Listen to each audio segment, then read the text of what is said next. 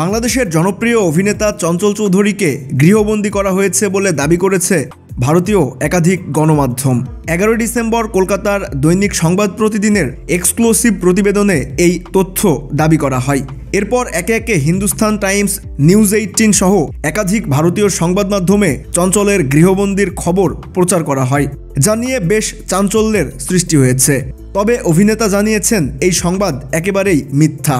ভারতীয় সংবাদ মাধ্যমের প্রতিবেদনে বলা হয়, 17 দিন আগে ঢাকা থেকে নিউ ইয়র্ক যাচ্ছিলেন চঞ্চল চৌধুরী।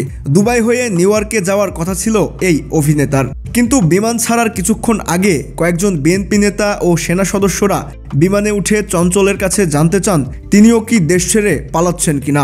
জবাবে অভিনেতা বলেন কাজের জন্যই নিউ ইয়র্ক যাচ্ছেন তিনি। এরপর অভিনেতাকে বিমানবন্দর থেকে নামিয়ে গৃহবন্দী করা হয়েছে বলে সংবাদ প্রচার করা হয় ভারতীয় গণমাধ্যমে। বর্তমানে চঞ্চল চৌধুরী নিজ বাড়িতেই রয়েছেন। তবে ভারতীয় গণমাধ্যমগুলোর এসব মনগড়া প্রতিবেদনে কোনো বিশ্বস্ত সূত্র কিংবা চঞ্চলের বক্তব্য তুলে ধরা হয়নি। এমনকি অভিনেতার ঘনিষ্ঠ কারো বক্তব্যও উল্লেখ করেনি এসব সংবাদ মাধ্যম। এদিকে বিষয়টি নিয়ে মুখ খুলেছেন চঞ্চল চৌধুরী।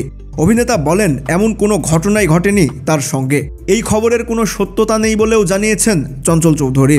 এমনকি গত কয়েক মাস যাবৎ কোনো সাংবাদিকের সঙ্গে তার কথা হয়নি বলেও জানান চঞ্চল চৌধুরী।